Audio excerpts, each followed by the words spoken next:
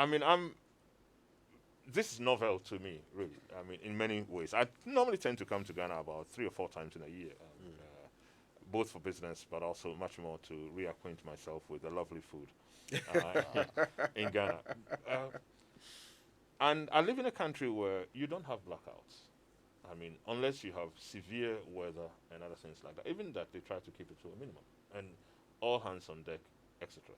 So I think it is simply not acceptable that that happens. You see, again, I mean, I might sound a bit unhelpful to people over here. There's too much mediocrity in the system, and the tolerance of mediocrity is the issue. Bring your A game to town every time. Bring your A game to town.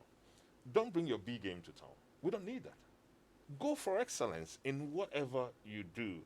I mean, you might be wrong a few times, but go for it. Go for excellence. And people would pardon you if you're going for excellence all the time. So if you have a zero tolerance for some of these things, and it happens a few times, people will know that. In fact, when it happens, it's like this is an aberration.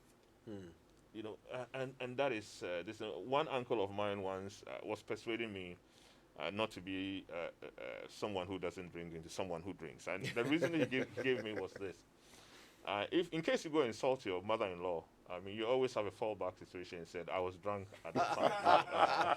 And things like that. But if you don't drink, they'll say it was you really did it. So the point I'm making is that if you don't do, I mean, imagine football. Somebody scores all the time, and he gets a sitter.